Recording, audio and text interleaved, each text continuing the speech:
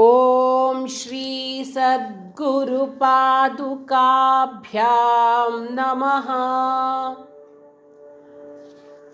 ಸೌಂದರ್ಯ ಲಹರಿಯ 10ನೇ ಶ್ಲೋಕವನ್ನು ಅನುಸಂಧಾನ ಮಾಡೋಣ. ಸುಧಾಧಾರಾಸಾರೈಃ ಚರಣಯುಗಲಾಂತರ್ವಿಗಲಿತೈಃ ಪ್ರಪಂಚಂ ಸಿಂಚಂತಿ ಪುನರಪಿ ರಸಾಂನಾಯ ಮಹಸಃ. ಅವಾಪ್ಯ ಸ್ವಾಂ ಭೂಮಿಂ ಭುಜಗನಿಭಮಧ್ಯುಷ್ಟವಲಯಂ ಸ್ವಮಾತ್ಮಾನಂ ಕೃತ್ವಾ ಸ್ವಪಿಶಿಕುಲಕುಂಡೇ ಕುಹರಿಣೀ. ಸುಧಾಧಾರಾಸಾರೈಃ ಚರಣಯುಗಲಾಂತರ್ವಿಗಲಿತೈಃ ಪ್ರಪಂಚಂ ಸಿಂಚಂತಿ ಪುನರಪಿ ರಸಾಂನಾಯ ಮಹಸಃ.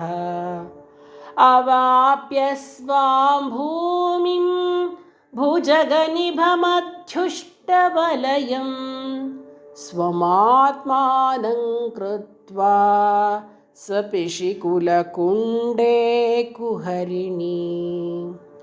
ಸುಧಾಧಾರಾಸಾರೈಃ ಚರಣಯುಗಲಾಂತರ್ವಿಗಲಿತೈಃ ಪ್ರಪಂಚಂ ಸಿಂಚಂತಿ ಪುನರಪಿ ರಸಾಂನಾಯ ಮಹಸಃ. ಅವಾಪ್ಯ ಸ್ವಾಂ ಭೂಮಿಂ ಭುಜಗನಿಭಮಧ್ಯುಷ್ಟವಲಯಂ ಸ್ವಮಾತ್ಮಾನಂ ಕೃತ್ವಾ ಸ್ವಪಿಶಿಕುಲಕುಂಡೇ ಕುಹರಿಣೀ. ಶ್ರೀ ಶಂಕರ ಭಗವತ್ಪಾದರು ಈ ಸ್ತೋತ್ರದಲ್ಲಿ ದೇವಿಯ ಪರಾಕ್ರಮವನ್ನು ವರ್ಣಿಸಿದ್ದಾರೆ. ಈ ಶ್ಲೋಕದಲ್ಲಿ ಕುಂಡಲಿನಿ ಶಕ್ತಿಯ ಮಹತ್ವವನ್ನು ತಿಳಿಸಿಕೊಟ್ಟಿದ್ದಾರೆ. ಏನು ಈ ಶ್ಲೋಕದ ಅರ್ಥ ಅಂತಂದರೆ, ಈಗ ಷಟ್ಚಕ್ರಗಳ ಬಗ್ಗೆ ಎಲ್ಲ ಹೇಳಿದ್ದಾರೆ ಹಿಂದಿನ ಶ್ಲೋಕದಲ್ಲಿ. ಇಲ್ಲಿ ಅದಕ್ಕೆ ಆಧಾರವಾಗಿರ್ತಕ್ಕಂತಹ ಕುಂಡಲಿನಿ ಶಕ್ತಿಯ ಬಗ್ಗೆ ಹೇಳ್ತಾ ಇದ್ದಾರೆ.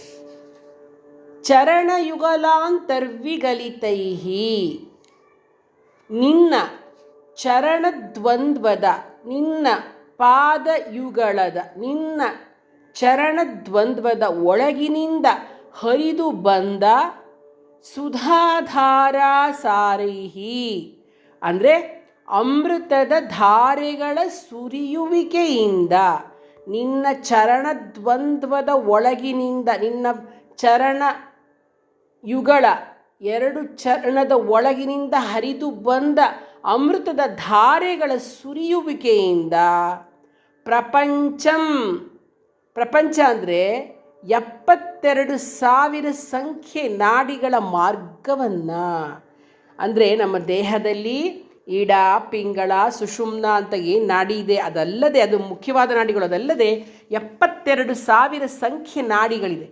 ಆ ನಾಡಿಗಳ ಮಾರ್ಗವನ್ನು ಸಿಂಚಂತಿ ಸೇಚನೆ ಮಾಡುತ್ತಾ, ರಸಾಂನಾಯ ಮಹಸಃ ಚಂದ್ರನ ಒಂದು ಪ್ರಕಾಶದಿಂದ ಪುನರಪಿ ಸೇಚನೆ ಮಾಡಿದ ನಂತರವೂ, ಅವಾಪ್ಯ ಸ್ವಾಂ ಕೆಳಗೆ ನಿನ್ನದೇ ಆದ ಭೂಮಿಂ ಅಂದರೆ ಆಧಾರ ಚಕ್ರವನ್ನು ಸೇರಿ, ಭುಜಗನಿಭಂ ಸರ್ಪ ಸದೃಶವಾಗಿರ್ತಕ್ಕಂತಹ, ಅಧ್ಯುಷ್ಟವಲಯಂ 3.5 ಸುತ್ತನ್ನು ಹೊಂದಿರತಕ್ಕಂತಹ, ಸ್ವಮಾತ್ಮಾನಂ ಕೃತ್ವಾ ನಿನ್ನ ಸ್ವರೂಪವನ್ನು ಧರಿಸಿ, ಕುಲಕುಂಡೇ ಆಧಾರ ಚಕ್ರದಲ್ಲಿ, ಕೌಲ ಮಾರ್ಗದ ಅಂದರೆ ಸುಷುಮ್ನೆಯ ಮೂಲದಲ್ಲಿ ಇರ್ತಕ್ಕಂತಹ, ಕುಂಡವೆಂದರೆ ಕಮಲದ ಗೆಡ್ಡೆಯ ಆಕಾರದಲ್ಲಿರ್ತಕ್ಕಂತಹ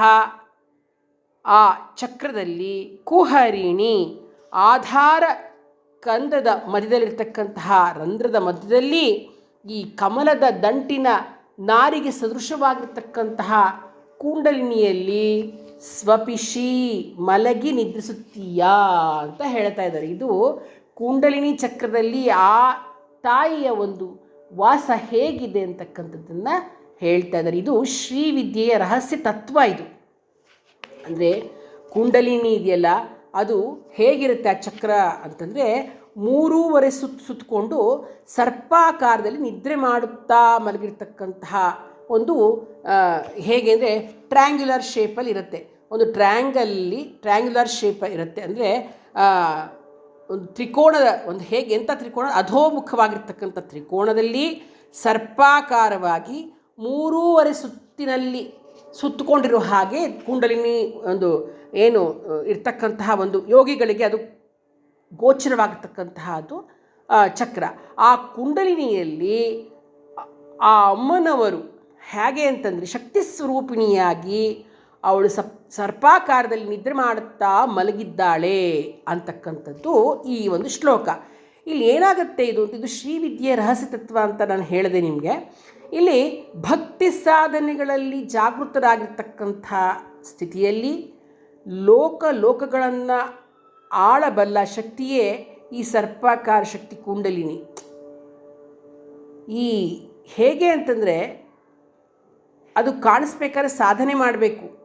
ಶ್ರೀ ಭಗವತ್ಪಾದರು ಭಕ್ತರಲ್ಲಿ ಸಾಧನೆ ಮಾಡಿ ನೀವು ಸಾಧನೆ ಮಾಡಿ ಆ ತಾಯಿಯನ್ನು ಹೊಂದಲು ಜಾಗೃತರಾಗಿ ಅಂತ ಹೇಳ್ತಾ ಈ ಸೌಂದರ್ಯ ಲಹರಿಯ 10ನೆಯ ಪುಷ್ಪವನ್ನು, ದಶಮ ಪುಷ್ಪವನ್ನು ಆ ತಾಯಿಗೆ ಸಮರ್ಪಿಸ್ತಾ ಇದ್ದಾರೆ.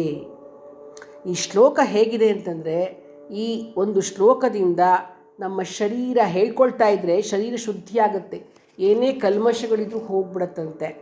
ಆಮೇಲೆ ಇದು ಮುಖ್ಯವಾಗಿ ಹೇಳಬೇಕು ಅಂತಂದರೆ ಪುರುಷರಿಗೆ ವೀರ್ಯ ವೃದ್ಧಿ ಆಗ್ತಕ್ಕಂಥದ್ದು, ಸ್ತ್ರೀಯರಿಗೆ ಸರಿಯಾಗಿ ಕಾಲಕ್ಕೆ ರಜೋದರ್ಶನವಾಗ್ತಕ್ಕಂಥದ್ದು. ನೋಡಿ ಏನಂತಂದರೆ ಎಷ್ಟೊಂದು ಜನಕ್ಕೆ ಹೆಣ್ಮಕ್ಳಿಗೆ ಪೀರಿಯಡ್ಸ್ ಪ್ರಾಬ್ಲಮ್ ಇರುತ್ತೆ, ಅವ್ರಿಗೆ ಸರಿಯಾಗಿ ಆಗೋದಿಲ್ಲ. ಪಿ ಸಿ ಓ ಡಿ ಇರುತ್ತೆ, ಆಮೇಲೆ ಇನ್ನೇನೇನೋ 108 ಸಮಸ್ಯೆಗಳಿಂದ ಸರಿಯಾಗಿ ತಿಂಗಳಿಗೆ ಅವರು ರಜೋದರ್ಶನ ಆಗೋದಿಲ್ಲ, ಪೀರಿಯಡ್ಸ್ ಆಗಲ್ಲ.